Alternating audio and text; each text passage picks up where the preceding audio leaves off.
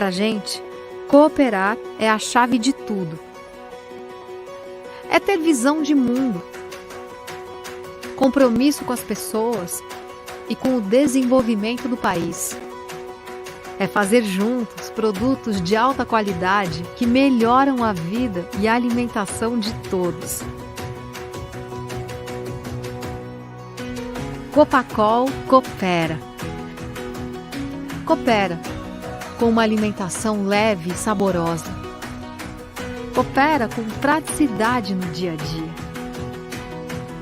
Coopera com o desenvolvimento do produtor local. Coopera com um mundo mais ético e transparente. Coopera com o desenvolvimento social e ambiental. Coopera com relações mais justas e humanas. Coopera com respeito às diferenças. Coopera sempre.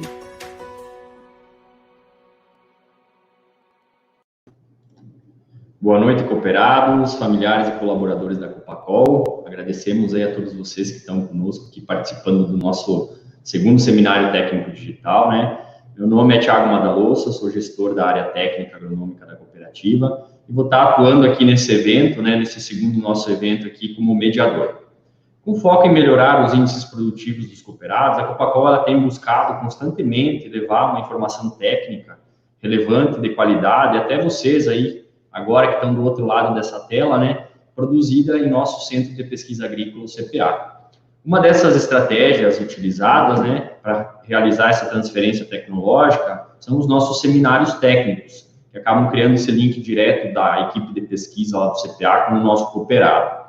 Em função da demanda que a gente teve depois do nosso primeiro evento, né, muitos de vocês perguntaram para a gente fazer outros eventos com outros assuntos, com outras abordagens, né, e também com as restrições que a gente tem em função de aglomeração de pessoas, a gente consolida aqui essa via digital para poder levar até vocês, fazer com que chegue até vocês essa informação. Antes de dar início à nossa programação, ao nosso evento técnico, né, a gente só gostaria de ressaltar o compromisso que a Copacol tem com o seu cooperado e com as suas atividades. E visando melhorar o fluxo do recebimento de grãos, nesse ano foram realizados diversos investimentos nas unidades. Foram investidos 50 milhões, com foco principalmente no aumento da capacidade de secagem e armazenagem dos grãos. Agora a gente vai acompanhar um breve vídeo aí, as unidades que estão recebendo esses investimentos.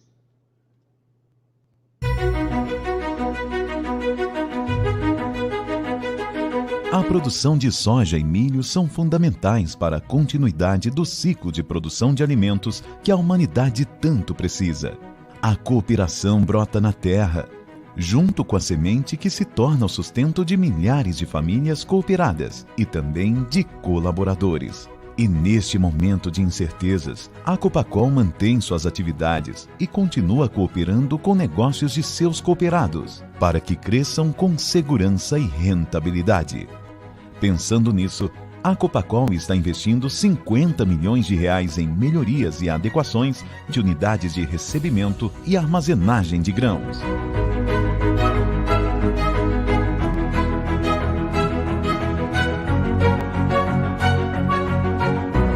Os caminhões estavam parando muito nas filas.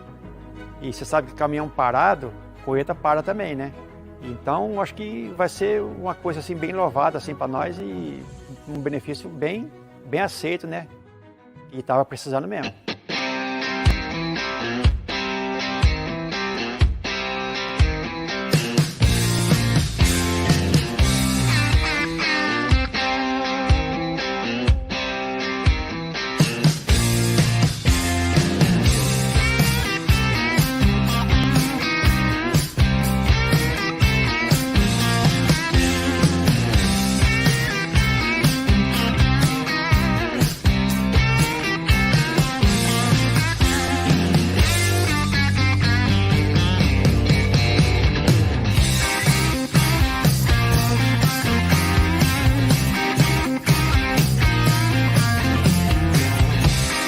Eu acredito que seja uma melhoria muito boa, porque vai dar agilidade, vai melhorar a questão de recebimento, questão de secagem, então armazenagem também.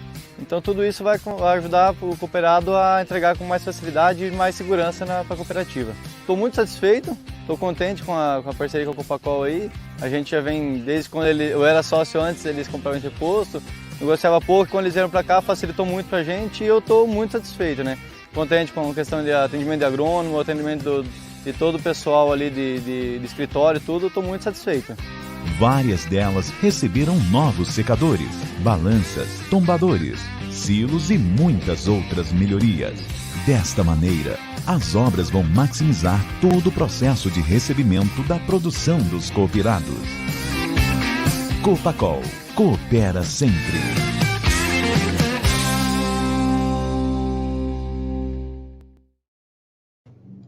Iniciando agora aqui a nossa programação técnica, né? Ressaltamos que esse evento ele tem o objetivo de levar até vocês aí atualizações importantes sobre o manejo da cultura da soja. Esse evento aqui ele vai ter uma duração aproximada de 40, 50 minutos e vai ser focado principalmente hoje a gente tratar de estratégias básicas, mas que são fundamentais para a gente poder manejar a fertilidade do solo e a nutrição da cultura. Todo mundo sabe e reconhece o impacto que tem um solo fértil, tanto no teto produtivo, né, na produtividade final, mas principalmente também na estabilidade da produção, principalmente nos anos de adversidade.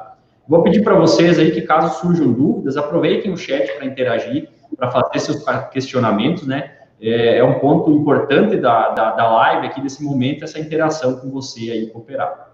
Aqui comigo, então, está o engenheiro agrônomo, Ariel Mil, que é pesquisador do nosso CPA, que atua principalmente nas linhas de pesquisa da fertilidade do solo, nutrição de plantas e também no manejo de doenças do nosso sistema de produção aqui, soja, milho, segunda safra.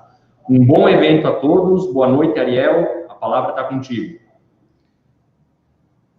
Boa noite, Thiago. Boa noite, cooperados. Então, uma alegria imensa estar aqui com vocês nessa noite para mais um seminário técnico, né? Um seminário, como o Thiago já comentou antes, um pouco diferente do que a gente está acostumado de ir realmente na unidade de vocês e estar tendo essa conversa olho no olho, né?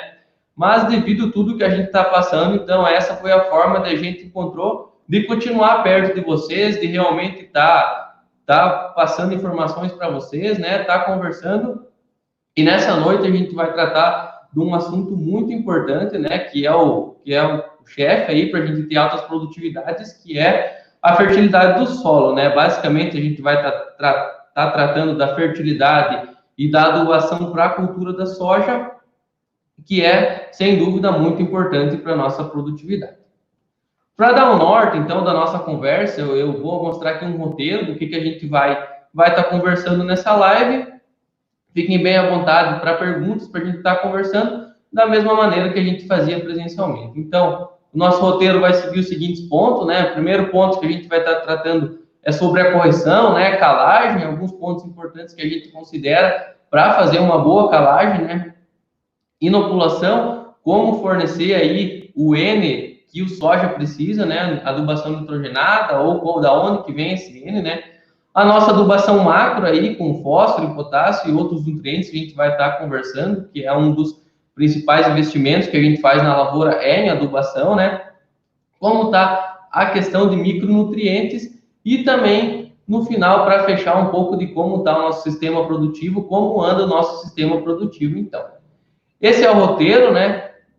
E para falar de fertilidade do solo, né, é fundamental a gente estar falando da análise de solo, né? A mesma coisa quando a gente está doente e vai no médico, a primeira coisa que ele pergunta normalmente são exames para saber o que a gente tem, para fazer uma recomendação de algum remédio ou de alguma dieta, se a gente tiver meio gordinho, ou de outros pontos, enfim.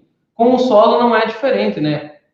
Como que eu vou saber o que tem nesse solo, qual formulação de adubo utilizar, se eu não sei o que tem no solo? Sem análise de solo, eu não consigo saber o que tem. Então, é fundamental a gente estar fazendo essa análise de solo, né? Para ver se realmente precisa corrigir algum ponto, a gente está com algum ponto sobrando, quais os nossos pontos positivos, e está explorando isso, né? Hoje existem várias maneiras de estar fazendo essa análise de solo, né? Existe agricultura de precisão, coletas georreferenciadas, entre outros. O que a gente pede para vocês é simplesmente uma coleta que represente o solo de vocês, né? Não adianta nada lá numa área, num talhão de 50 alqueires, eu ir lá e coletar uma amostra num único ponto, que vocês sabem melhor do que eu, que isso não vai representar a área de vocês. Então, o que a gente pede nesse momento é uma análise de solo, uma análise representativa, para facilitar o trabalho do agrônomo e para vocês, né? A agricultura hoje é muito técnica, né? Detalhes que fazem a gente ganhar 1, 2 sacos aí, e a análise de solo não pode ficar de fora, né? Lá no CPA a gente presta esse serviço, né? Vocês podem estar conversando com o agrônomo de vocês, ele agenda a coleta, né? Os meninos vão lá e coletam, depois vem a análise para nós, a gente manda para o laboratório, enfim, faz todo o processo, no final a gente consegue fazer uma interpretação para 2 safras, né? Caso coletar agora, seria uma interpretação e uma recomendação para soja e uma para a próxima safra de milho. Ano passado, então, na última safra, a gente coletou cerca aí de 1.300 amostras nas áreas de vocês cooperados, né? E com essas amostras eu fiz um raio-x aqui de como anda o nosso solo da Copacol, como anda o solo de vocês, né? O que é esse raio-x aí? Eu destaquei alguns nutrientes fundamentais que a gente tem, né? E alguns pontos que precisam de correção, precisam de intervenção, né? Outros pontos que estão bons, né? Que a gente precisa manter dessa forma.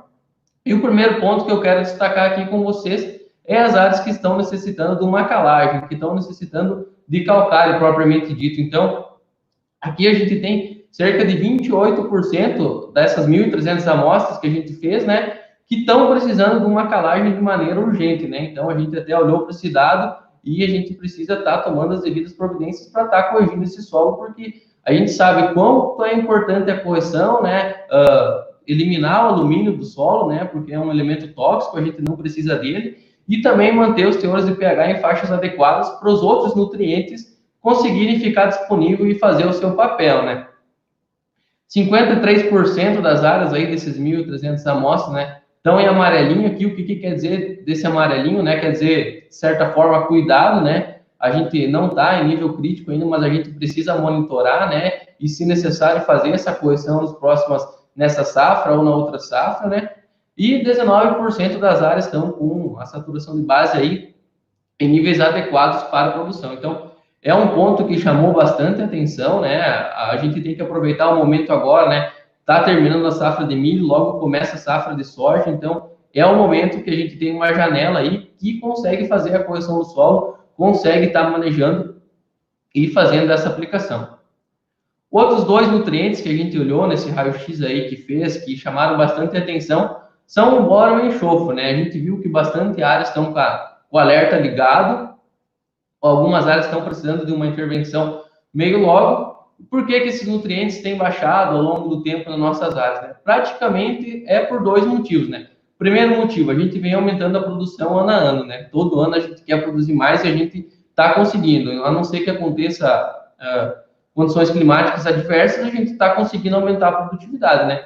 Consequentemente, a gente aumenta a exportação de nutrientes, né? Esse é um fator que tem diminuído esses 2 nutrientes. Além de que alguma parte desses nutrientes a gente perde por lixiviação e outros processos naturais do solo que acontecem. Então, a gente tem que estar pensando mais nesses nutrientes e estar tomando as medidas possíveis para manter eles em teores adequados para a nossa produção.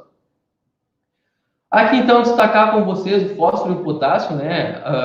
A gente viu aí que o fósforo e o potássio estão, na maioria das áreas que a gente coletou, em teores adequados aí, mas a gente sempre tem uma margem para corrigir, né? Depois eu vou estar tratando com vocês como fazer essa correção, enfim, tudo mais. O Ariel, só para a gente aproveitar esse teu número aí, esse teu gráfico, né, para nossa discussão aqui e esclarecer para os cooperados, né? A gente percebe aí que às vezes o nosso sistema é bastante intensivo e sobra pouco tempo, às vezes, para o produtor fazer uma correção com calcário, né? Com esses produtos que são aplicados a lanço aí, precisa ser na entre-safra. Então, é importante que o produtor esteja atento agora nesse momento pós-colheita do milho, para que se ele tiver com a sua área lá naquela região vermelha ali, às vezes que a gente está com quase 1/3 das áreas nessa posição, para que ele faça essa correção e faça esse manejo, né, para poder colher boas produtividades, né, que senão de nada adianta a gente ter todos os outros fatores bem, mas se a gente não está com a base bem feita. Então, só o nosso alerta aí sobre esse número, né, Mas o mais importante é que esse gráfico ele gera um alerta, né? Mas cada produtor tem que ter a sua análise de solo para ver qual que é o fator limitante, o fator que está crítico para a sua propriedade. Exatamente, Thiago. Agora é o momento que a gente tem para estar coletando, né? O nosso maior período sem cultura é agora, e para estar fazendo a correção se necessário, né? Cada área tem sua particularidade, né? Às vezes a área de vocês está diferente disso, mas isso é um geral nosso da Copacol como está, né? Só dando sequência, então, eu falei do fósforo e potássio, né?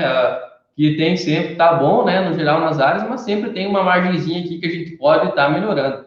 O muito do porquê que isso tá bom é pela nossa adubação com cama de frango frequente, né? Pela disponibilidade que a gente tem de cama de frango na região, né? É um excelente adubo, né? Que acaba, ao longo do tempo, elevando os teores dos nutrientes no solo.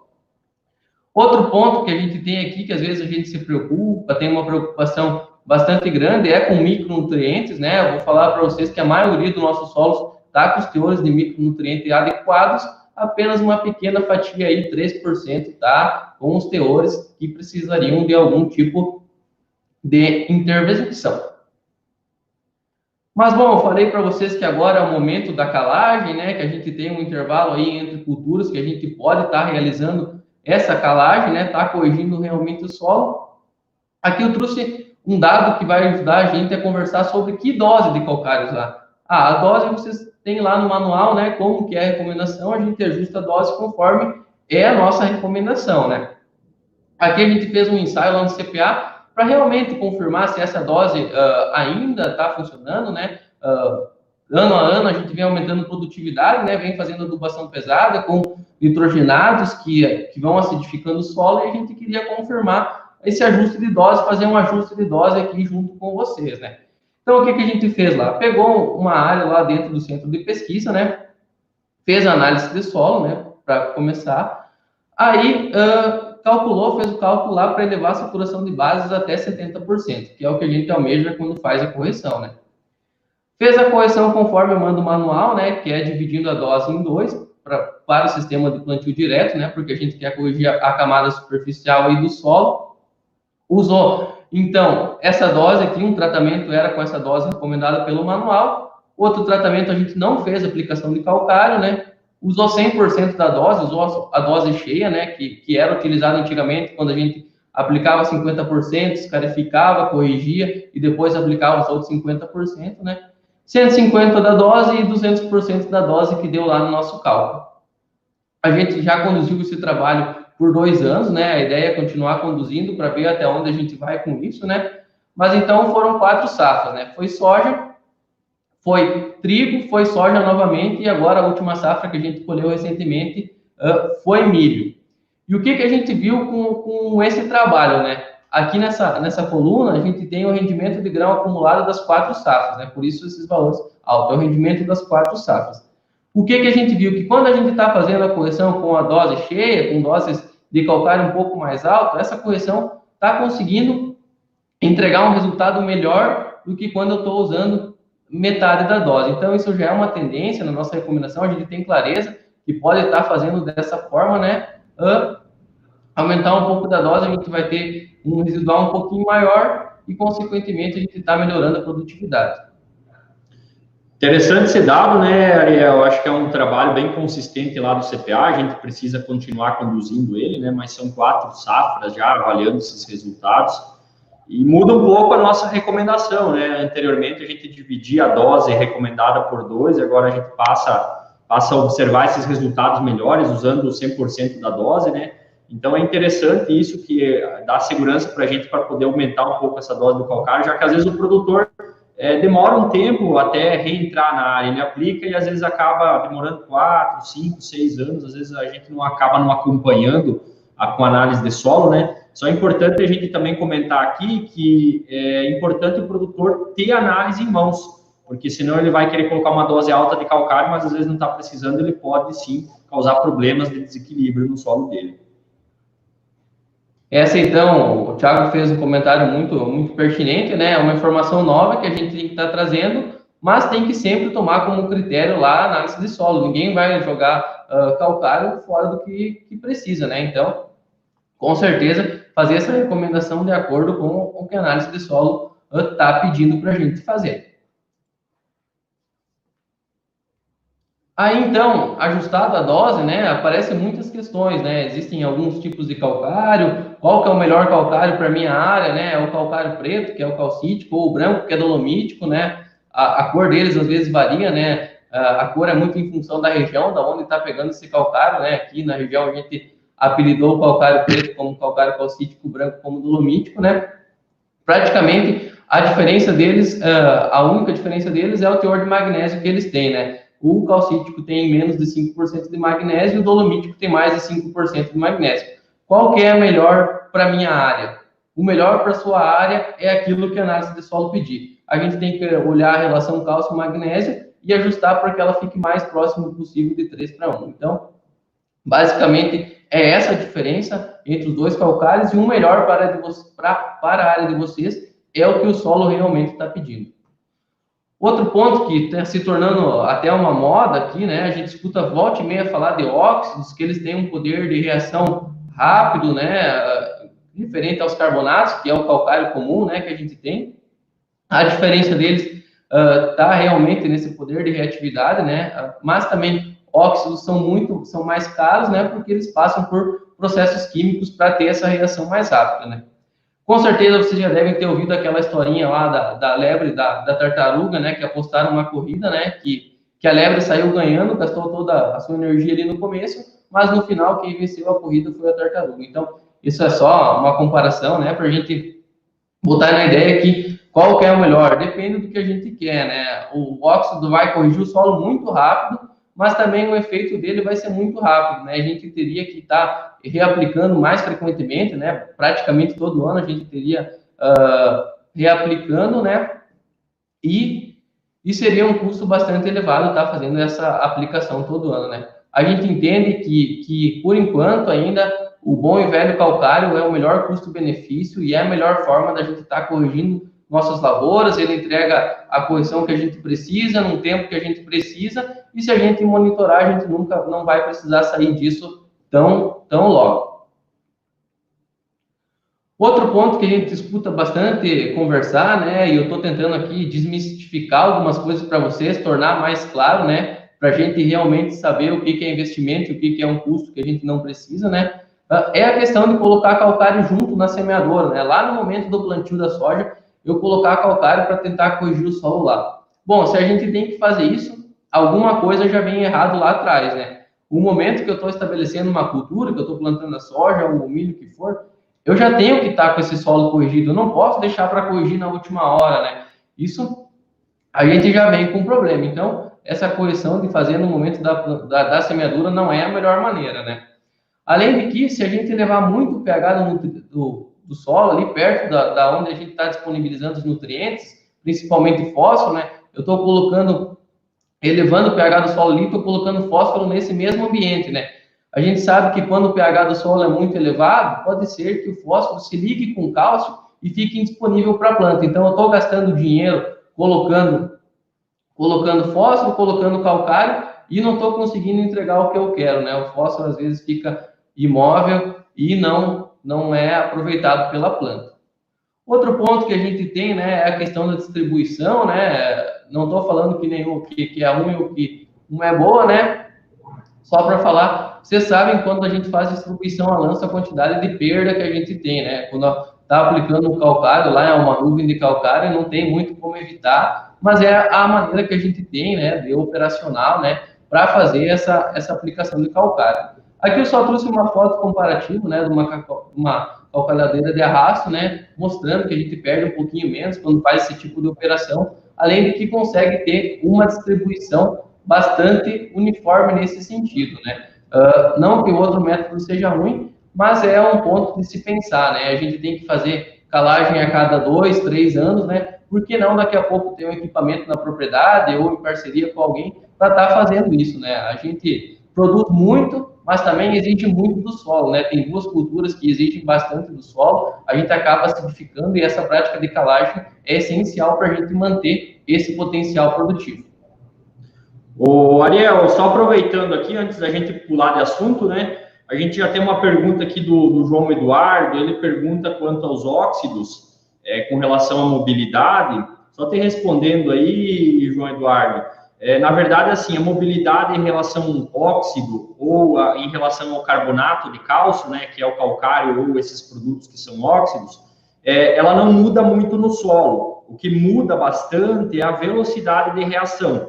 Por quê? Porque no óxido ele é um produto já processado, como o Ariel falou, ele ocorre uma queima do carbonato e acaba saindo um carbono desse produto, e com isso ele vai reagir mais rapidamente no solo. Só que como ele reage mais rapidamente, ele tem um residual um pouquinho mais curto. E esse processo de queima que acontece, né, esse processo industrial, acaba encarecendo um pouco o produto. Então é por isso que a gente acaba recomendando ainda essa questão dos carbonatos, né, que são os velhos calcários, porque o custo-benefício acaba sendo um pouco melhor e ele acaba dando um residual um pouquinho mais longo. Quanto à mobilidade, se a gente quiser colocar cálcio, às vezes, para baixo no perfil, aí a gente tem que trabalhar com outro produto, que vai ser o sulfato de cálcio, o gesso, que depois o Ariel vai estar comentando para frente na apresentação, mas muito boa a tua pergunta. Um problema que a gente tem com os óxidos é que normalmente eles vêm granulados, vêm em pellets, né?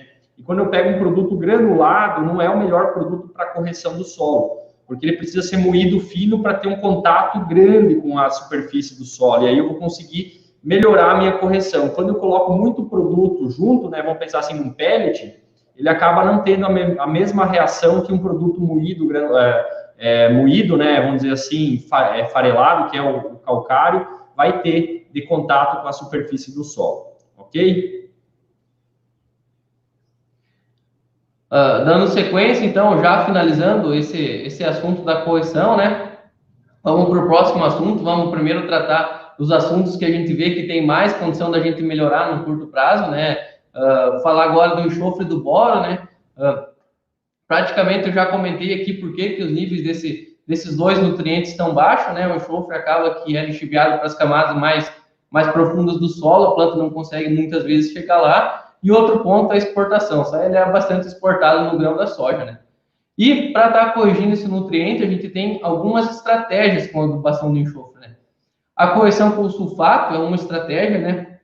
Aonde que eu faço correção com sulfato? Basicamente, essa correção com sulfato vem do gesso, né? Do gesso agrícola, que é o que tem uma porcentagem de enxofre, a gente joga o gesso, está fornecendo sulfato, que é uma forma que fica bastante disponível para a planta, ela consegue absorver rápido, eu consigo corrigir rapidamente o solo. Além de que o gesso é um ótimo chamado condicionador de solo, né? Consegue levar cálcio e magnésio para as camadas mais profundas do solo, então a gente super recomenda essa correção de enxofre com gesso.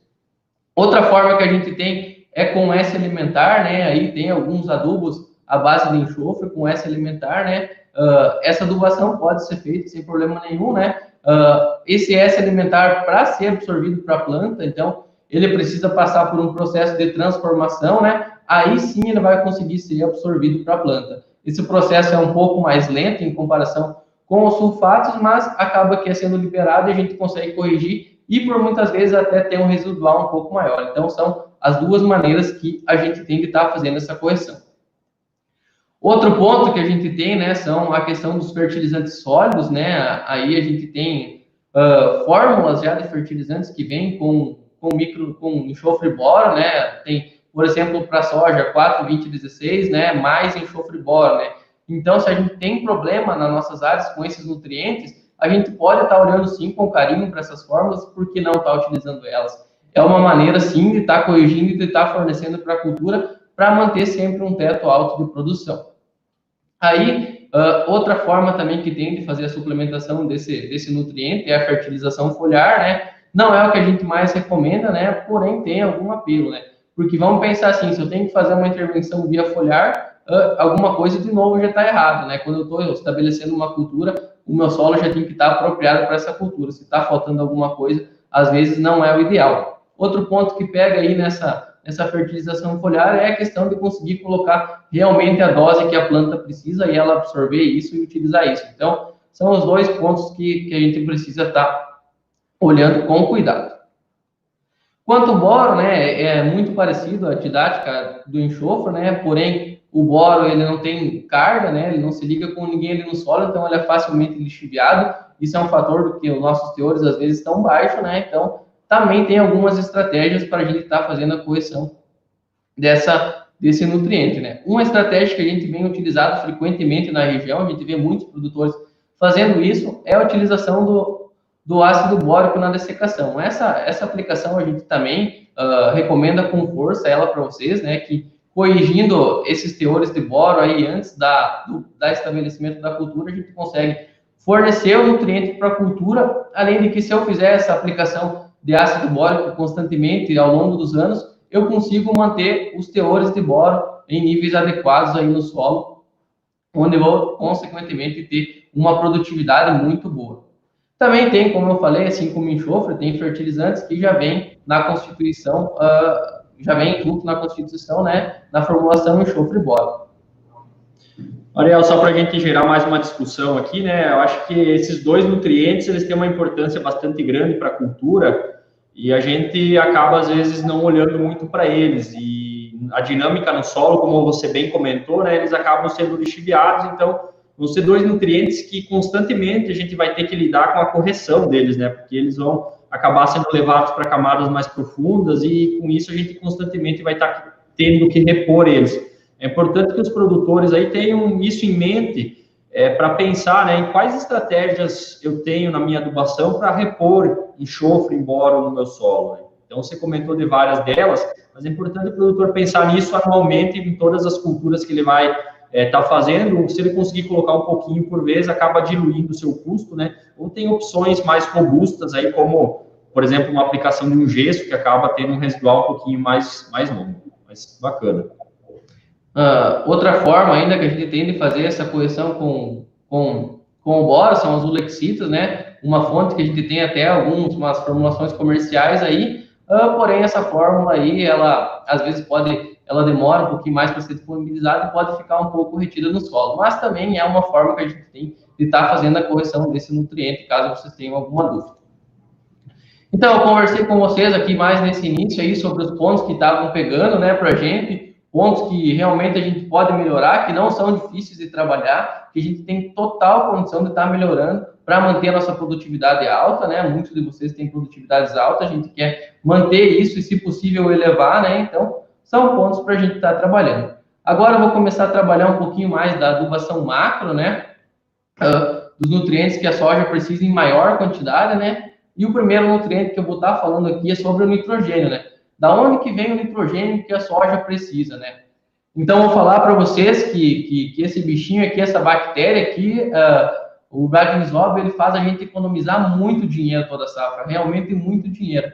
Só para vocês terem uma ideia, para produzir 1 tonelada de soja, eu precisaria aí mais ou menos de 80 quilos de IN.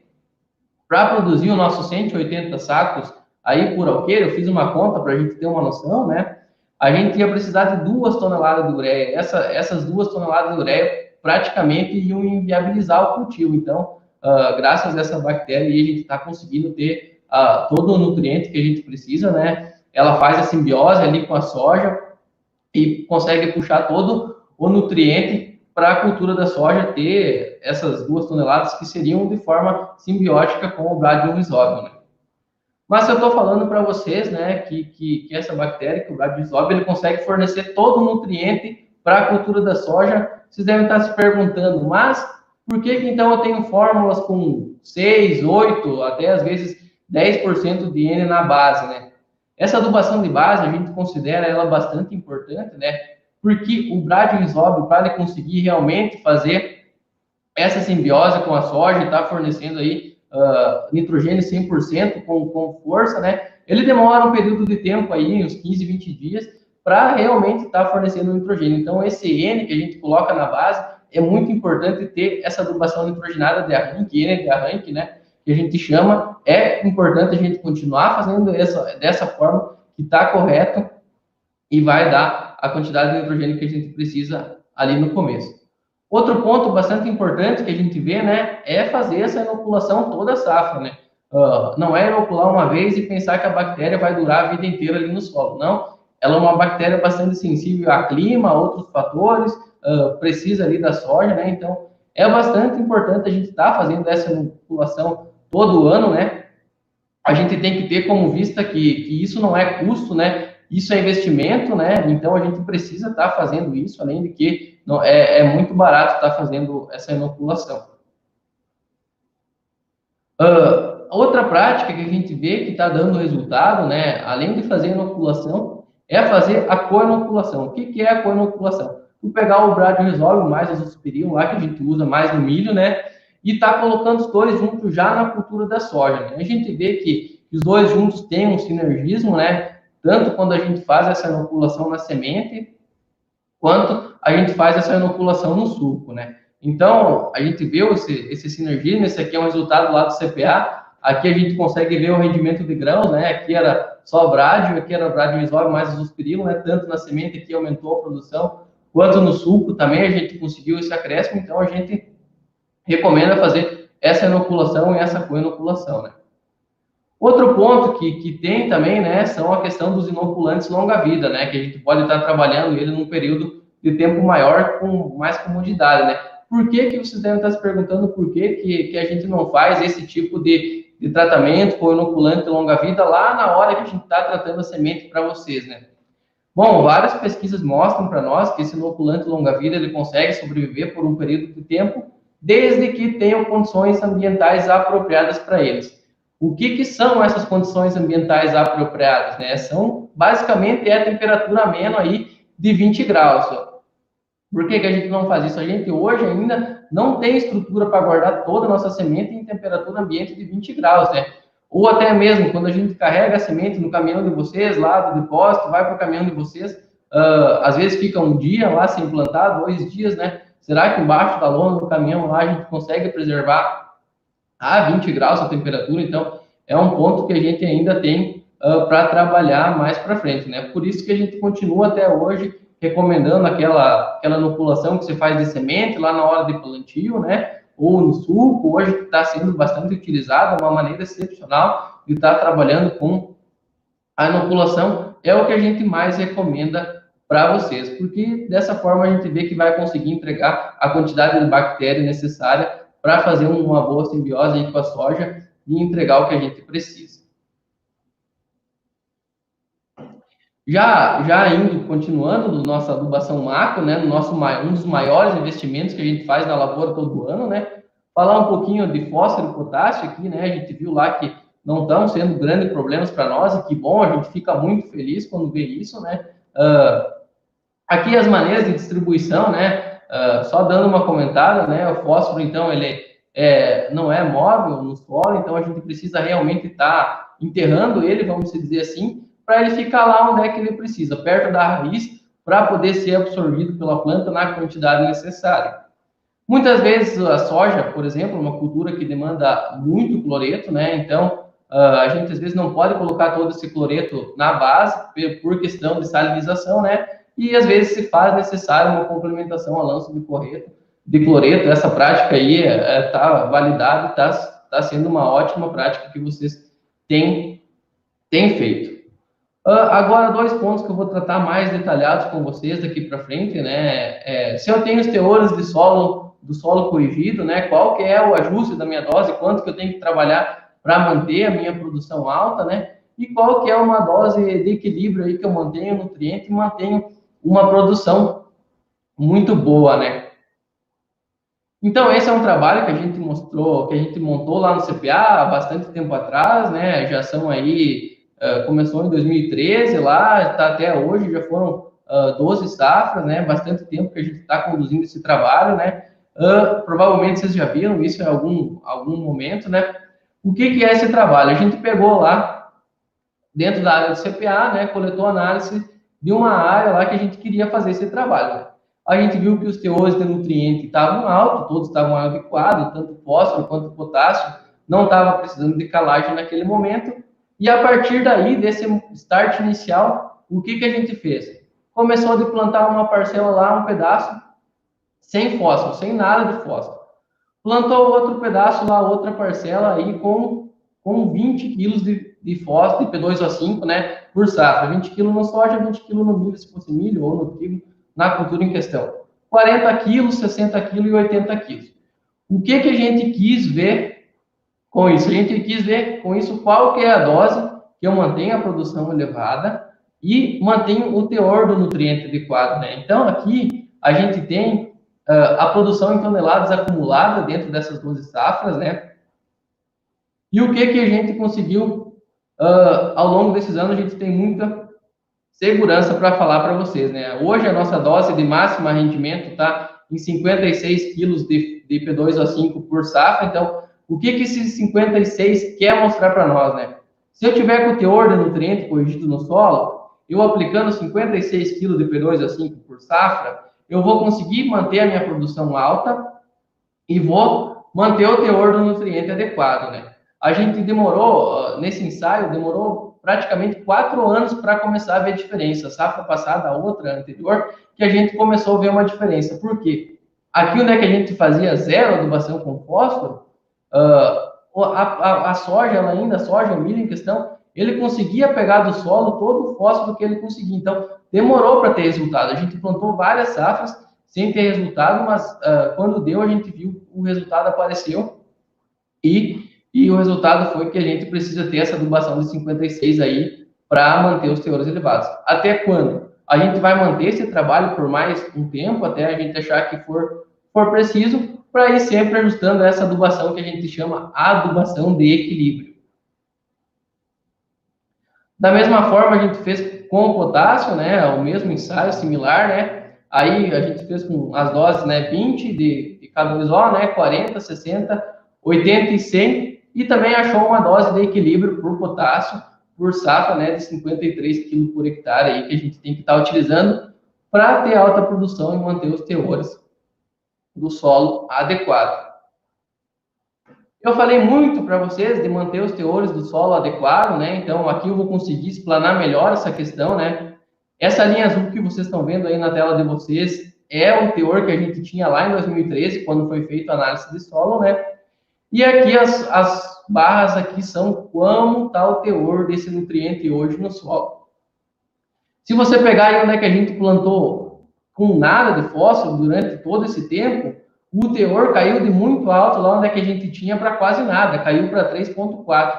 Então, demorou 4 safras para a gente começar a ver resultado, mas a gente viu o resultado e por que demorou para a gente ver resultado? Porque a planta estava tirando a reserva do solo, né? Agora ela já tirou toda a reserva do solo possível, que ela conseguiu, o teor do nutriente está caindo, então a conta chega, né?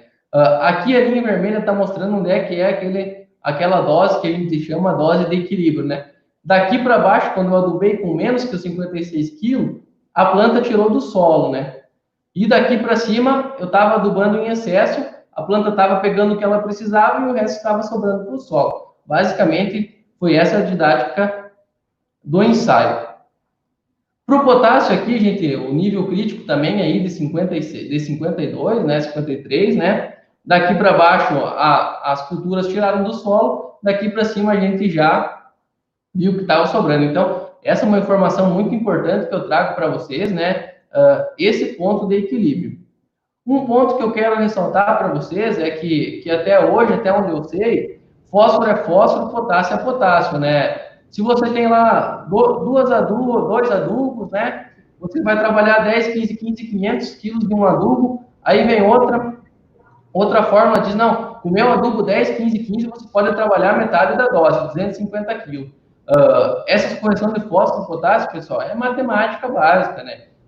Se eu estou colocando, vamos dizer, 50 quilos de fósforo de um adubo, eu tenho que colocar 50 quilos do outro, porque fósforo é fósforo, como eu falei para vocês, potássio é potássio. O que muda de um adubo para o outro é questão de granulometria, um tem o grão mais consistente, o outro vem mais farelado, né? Questão de micronutriente que vem na adubação, essas coisas mudam, mas a gente tem que sempre trabalhar com um teor de nutriente adequado, né?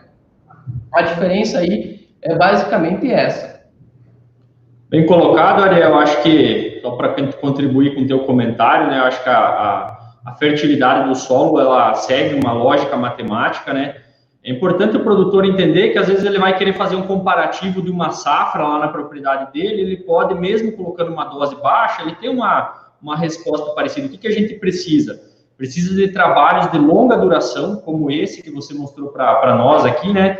É onde a gente consegue, ao longo do tempo, determinar qual que é o nível adequado de adubação, que eu vou conseguir manter meu solo com nível bom para produzir bem, não vou reduzir o meu nível do solo, mas também não vou colocar demais para gastar muito dinheiro e não ter esse retorno, né? Então, esses os trabalhos que a gente precisa para poder chegar nessas curvas e poder fazer uma indicação agronômica correta. E o mais importante é o produtor ir acompanhando os níveis ao longo do ano, porque a gente pensa em adubar a cultura, né, fertilizar a cultura, mas na verdade a gente fertiliza o solo, e o solo que cede os nutrientes para a cultura. Então, se eu tiver um solo com teor bastante alto de nutriente, às vezes em uma safra eu fazer uma adubação mais pesada, mais baixa, não vai dar tanta diferença. Mas a gente tem que monitorar esse solo realmente para poder estar fazendo a adubação na quantidade correta, não colocando demais, não colocando de menos, porque senão, ao longo do tempo, para a gente pegar um solo, igual você mostrou anteriormente, ali de 3 miligramas de fósforo, para a gente voltar ele para níveis adequados, a gente teria um custo muito elevado. Então, acho que trabalhos de longa duração, como esses feitos pelo CPA, eles mostram realmente, nos dão bastante segurança em trabalhar com relação a esses pontos. Acho que tem um trabalho, uma pergunta aqui com relação a micorizas, vou aproveitar que eu entrei na apresentação aqui, essa pergunta acabou de chegar. A gente tem que estudar melhor isso. Então, o Brenner fez essa pergunta aí sobre estudos com micorrizas. A gente fez um trabalho nessa safra e não conseguiu ver muitos benefícios com o uso disso. Lógico que precisam ser trabalhos de maior duração. A gente lembra, pessoal, que tem muitos trabalhos, muitos produtos, às vezes, que vêm para o mercado e a gente precisa realmente testar eles, porque se vocês vão lembrar alguns produtos que vieram há 4, 5 anos atrás, prometendo uma solubilização elevada, então isso é bastante interessante, mas não funcionou. Quantas micorrizas a gente precisa testar? Tem uma teoria, tem algo bacana, mas a gente precisa ver realmente quanto dinheiro isso vai botar no nosso bolso. Então é interessante a gente entender esses pontos aí para poder trabalhar. Tem uma pergunta aqui também quanto ao NPK no grão, né? Muito interessante, porque aí a gente não tem segregação na caixa do fertilizante, né? Acaba a gente distribuindo melhor os nutrientes em toda a semeadura, né? A gente não tem, às vezes, lá no início caindo mais fósforo, no final caindo mais potássio. Ok? Ariel, pode continuar aí. Eu acho que agora a gente vai se encaminhar para os finalmente. Eu acho que tem mais uma pergunta aqui. A gente tem uma pergunta aqui com relação à velocidade de liberação da cama de frango. A cama de frango, os nutrientes, eles estão na forma orgânica. É uma pergunta, de novo, aqui do João Eduardo. Então, se eles estão de forma orgânica, principalmente o fósforo e o nitrogênio, que estão aí dentro dessa cama de frango, ela precisa ser decomposta para ser liberada. O potássio, que está dentro da cama de frango, não. Ele já é liberado 100% no primeiro cultivo. Mas nutrientes como o fósforo e o nitrogênio, eles têm um fator de liberação. O fósforo, se não me engano, aqui de cabeça agora, eu acho que é 0,6, 0,7 esse fator de liberação, então 60%, 70% está lá. E o nitrogênio, ele acaba sendo aí em torno também desse fator um pouquinho mais alto, 80% no primeiro cultivo, e a gente tem mais um pouco no segundo cultivo, porque precisa ter essa degradação para poder ser liberado. Ele precisa decompor a matéria orgânica dessa cama para ser liberado para a planta poder absorver. Era isso, Thiago, muito bem colocado. Só para encerrar essa parte aí, então, como o Thiago comentou, a gente viu que demorou 4 safras para a gente realmente ver a diferença, né? Que eu quero colocar para vocês que uma hora a conta chega, né? É a mesma coisa que eu ter uma dívida de R$1.000 e receber R$2.000, né? Automaticamente, quando cair os 2.000 na conta, o banco já vai pegar 1.000 para ele. Então, uma hora a conta chega, a gente tem que estar tomando muito cuidado com isso, né? Indo para o final aqui da nossa apresentação, né? Conversar um pouquinho com vocês sobre micronutrientes, né? Quando corrigir, as formas, né, que a gente tem, né? A gente faz muito trabalho com micronutrientes, né? E a gente vê que eles têm baixa resposta quando a gente não considera o solo, né? Por que eu vou estar aplicando um micronutriente ou alguma coisa se eu já tenho esse nutriente no solo? Então, eles têm realmente baixa resposta quando não levam em consideração a análise do solo, quando a gente aplica ele sem muito critério, né? E também a gente viu que as nossas áreas, no geral, estão bem nesse quesito.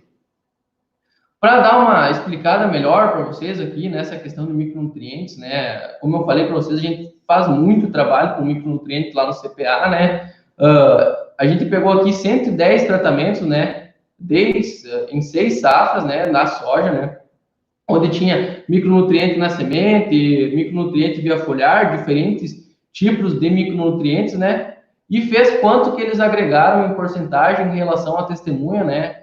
A gente viu que muitas vezes essa diferença não é estatística, né? Às vezes um saco para mais, um saco para menos, o que não é do micronutriente, né? É uma diferença que não é estatística, a gente não pode levar em consideração isso, mas algumas vezes acontece que dá uma diferença que contribui.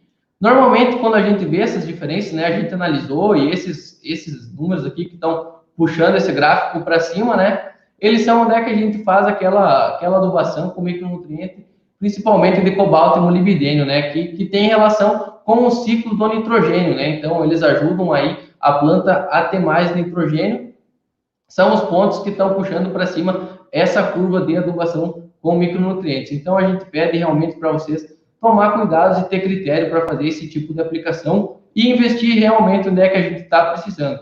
Às vezes, a gente quer investir em micronutriente, mas está precisando de calagem. Então, realmente está fazendo o que é mais importante no momento. Acho que aqui a gente tem 6 anos aí de trabalhos, né, Ariel? Assim, acho que você colocou muito bem, né, que precisa saber o que tem no solo, entender o que está faltando para a gente poder acertar na fertilização, né? E eu acho que é bastante importante também a gente entender que aqueles últimos pontos que a gente tem aí naquele gráfico, né, eles estão atrelados com o metabolismo do nitrogênio da soja, né? Que é a questão de cobalto, molibdênio, normalmente são tratamentos mais focados nesse sentido. Então, isso é bastante interessante, bastante importante o produtor estar atento. A gente vai ter situações para cada propriedade que podem ser diferentes. A gente tem que ter esse posicionamento técnico que você comentou aí. Acho bacana e é um resultado muito consistente de muitos anos. O que a gente não pode fazer é querer corrigir um erro de base com uma fertilização foliar. Eu acho que esse que é o ponto mais importante. A gente tem que começar com a base da casa bem feita, para depois colocar, vamos pensar assim, um teto bonito, né? Eu acho que esse que é o ponto. A gente tem que fazer a base bem feita, para depois colocar um telhado bonito, senão não adianta nada, porque a gente não vai conseguir ter o melhor benefício de todo o trabalho. Ok, acho que tem mais, só para a gente, antes de trocar de assunto aqui, tem mais 2 perguntas aqui do João Eduardo, ele fala sobre a cama de frango aqui também, operacional de aplicar antes do milho. Pensando em termos técnicos, seria o melhor momento para a gente aplicar uma cama de frango, seria antes do milho segunda safra, porque a gente consegue colocar uma dose maior, não tem o problema da inoculação que pode falhar na soja, se a gente botar muito nitrogênio, né?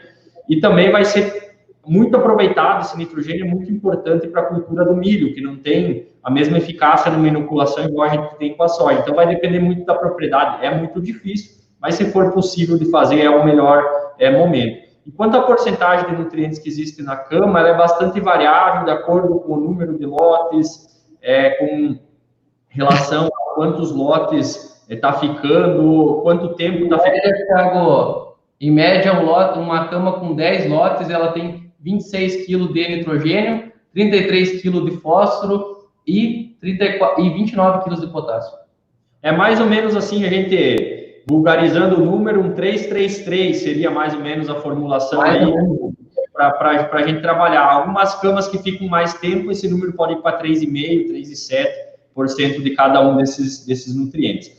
Quanto à cal hidratada que está sendo utilizada na cama de frango, tem uma outra pergunta aqui, a gente está usando bastante para poder tratar da salmonela, né, que acaba sendo um problema para os avicultores, porém ela já reage lá na cama de frango. E aí ela vai estar fornecendo essa cal, ela não vai ter a reação de subir o pH lá no campo, mas ela vai estar aumentando a quantidade de cálcio, também pode ser que tenha um pouco de magnésio aí na cama. Então é importante o produtor que está usando cama, ele monitorar o nível de cálcio do solo dele para ver se ele não vai subir demais pode desequilibrar. Mas em termos do efeito da cal, né, que é aquele efeito de subir o pH rápido, ele não vai ter, porque essa cal já vai estar reagindo lá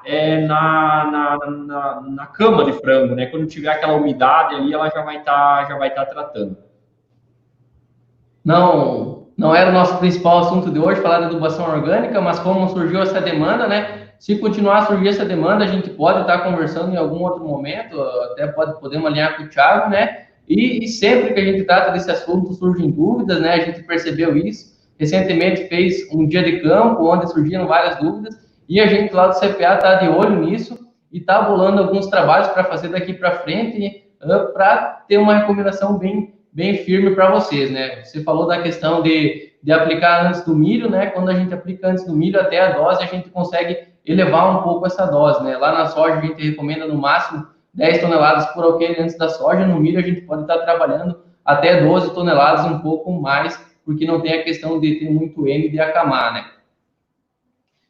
Indo para o final da nossa apresentação aí, acho que estamos chegando no limite do tempo também, né? Tratar um pouco do sistema que a gente tem na cooperativa, né? Alguma questão de sistema que a gente tem visto que tá ficando muito bom, né? E sem dúvida é fundamental, né? A gente fez um trabalho lá no CPA, né? Enfim, para ver quanto que a correção do perfil do solo impactaria na produção, né? O que a gente fez nesse trabalho? Corrigiu o solo aí meio metro, até meio metro, corrigiu o solo 1 metro, corrigiu o solo 1,5 metro e até 2 metros a gente corrigiu. Como que a gente fez isso? A gente foi lá com a reta escavadeira, tirou o solo realmente, corrigiu e colocou de volta no lugar. Esse é um trabalho exploratório, claro que não vai ser feito isso na área de vocês, mas a gente queria ver então um efeito de correção e essa era a maneira mais rápida da gente ver o efeito de correção, né? E a gente viu com esse trabalho, né, que cada centímetro de solo que a gente corrigiu incrementou meio saco por alqueire. Então, é muito importante a gente estar trabalhando o perfil do solo, estar corrigindo o solo cada vez mais, né? Aqui, se vocês pegarem as fotos, já dá para ver onde é que foi feita a correção química e física, né? Onde é que foi feita correção apenas física e aqui onde é que a gente só fez correção superficial. A foto já mostra para nós essas grandes diferenças. Tá, mas aí vocês fizeram com a reta escavadeira, isso daí, como é que eu vou fazer na minha propriedade corrigir o perfil do solo lá embaixo, né? A gente pode estar aplicando calcário, né, e estar fazendo os processos mecânicos, né, isso seria em últimos casos, se o solo tiver outros problemas além da questão física, né, mas é uma opção que pode estar sendo feita, né, consultem o técnico de vocês, ele vai estar auxiliando vocês com isso. Outras formas que a gente tem é explorando plantas, né, explorando a adubação verde, né, a própria braquiária que a gente faz no milho, ela tem um sistema radicular muito agressivo, consegue levar nutriente lá embaixo, consegue descompactar o solo, elimina a resistência à penetração, então é uma forma que a gente tem de estar trabalhando esse manejo, né, ao longo dos anos, é um manejo que contribui muito para o perfil do solo, né, rotação de cultura aqui para nós também é uma forma, né, outra forma é estar trabalhando com gesso, né, que consegue levar teores de cálcio e magnésio lá embaixo, né, e é muito importante a gente estar trabalhando esse perfil de solo com vocês. Aqui só um destaque que eu quero trazer com vocês para fechar, né? Muitas vezes a gente escuta as produtividades do SESB, né? O que é o SESB? É o concurso de produtividade que tem brasileiro, né? E a gente escuta aquelas produtividades e acha um negócio absurdo. O cara está produzindo muito. O que ele faz para produzir? Eu quero saber qual que é o fungicida que ele aplicou, qual que é o produto que ele aplicou, né? E a gente pegou, né? A gente teve um produtor que se destacou nessa competição aí, produtor, ele ficou em 29º nacional e em 18º estadual, né? Aí a produção dele foi de quase 106 sacos por hectare. E a gente analisou a área dele de forma assim indireta, a gente fez uma análise do que esse cara vem fazendo de diferente ano a ano, né? Será que é o fungicida? Será que é o inseticida que faz a gente ampliar os nossos tetos produtivos? Não, esse cara, o que ele faz? Ele vem construindo a fertilidade do solo dele ao longo do tempo. Ele sempre tem altas produtividades, mas por quê? Trabalha com gesso, faz correção quando necessário, aplica cama de frango, ele está realmente com o solo dele corrigido. Você ia lá, a gente fez a amostra desse solo, ia lá, parecia uma horta o solo, né? A área da lavoura era uma horta, né? Macio para cavocar, então, esses os fatores que estão fazendo realmente a diferença, né?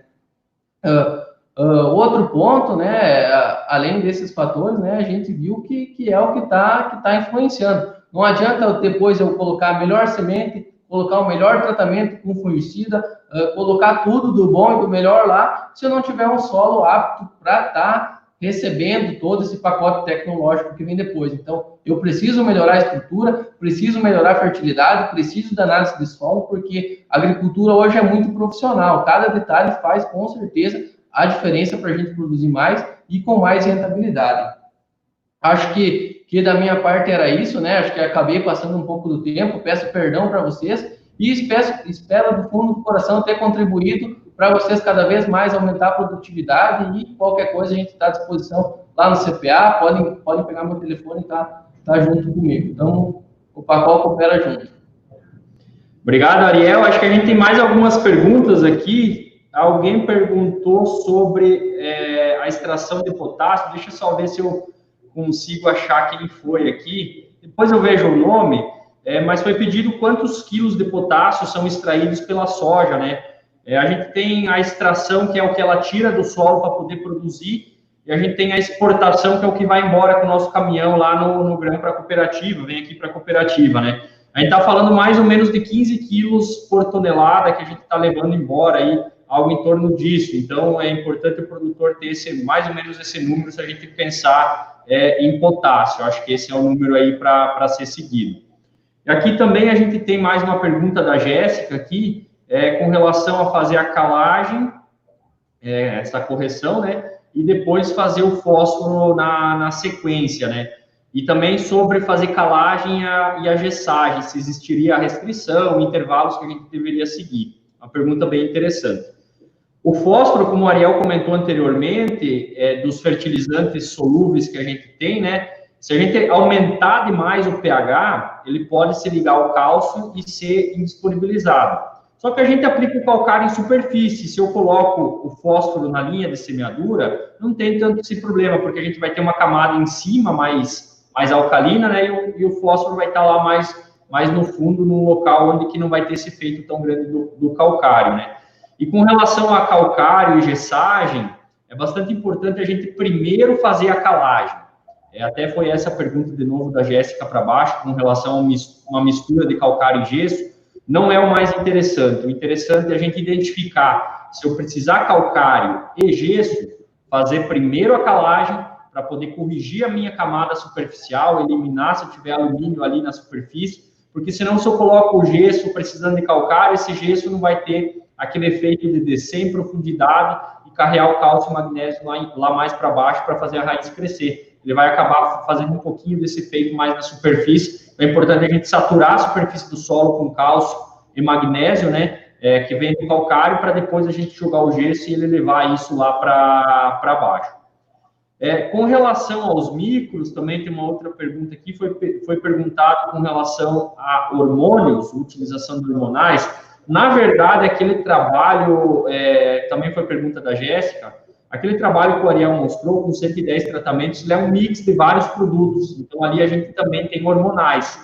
É uma linha bastante tênue da gente acertar o momento desses produtos para poder ter um resultado interessante. Então, eles têm um encaixe, sim, mas precisam ser posicionados de maneira bastante técnica para a gente explorar o máximo do seu resultado aí. Ok? Vamos ver se temos mais alguma pergunta aqui. Mais uma pergunta sobre cama de frango aqui, ó. Qual o parâmetro podemos utilizar para definir a dose? A gente podia ter trazido um resultado que a gente tem aí aqui, a gente acabou não trazendo em função do tempo, escolhendo alguns assuntos, né? Mas foi feito um trabalho de longa duração, Jéssica, assim como a Ariel mostrou para a gente aqueles de fósforo e potássio, foi feito um com cama de frango.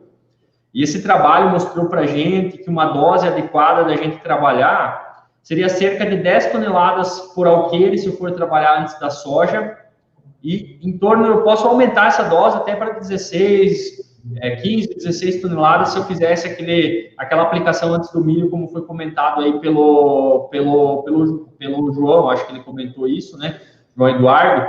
Então, assim, em função da cultura. Antes da soja, se eu for trabalhar, cerca de 10 toneladas, antes do milho, se eu for trabalhar, cerca de 15 toneladas. Lembrando, assim, eu tenho uma área que não vou conseguir aplicar 10, não tenho produto para aplicar 10 toneladas em tudo, às vezes é interessante, em vez de colocar as 10, colocar 8 e aplicar em toda a área. Eu vou pegar aquela fase mais linear da minha curva de resposta, eu vou ter um resultado melhor do que aplicar 10 somente em uma parte e deixar o restante sem.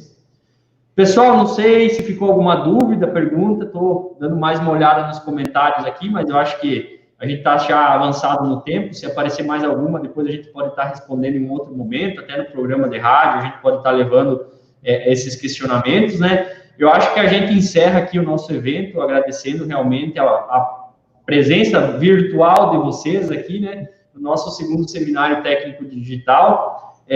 Foi um evento bastante interessante para a gente tratar desses assuntos de fertilidade. Eu acho que são assuntos que geram bastante dúvidas, a gente tem bastante questionamentos, e isso é muito importante, porque isso impacta diretamente na nossa produtividade.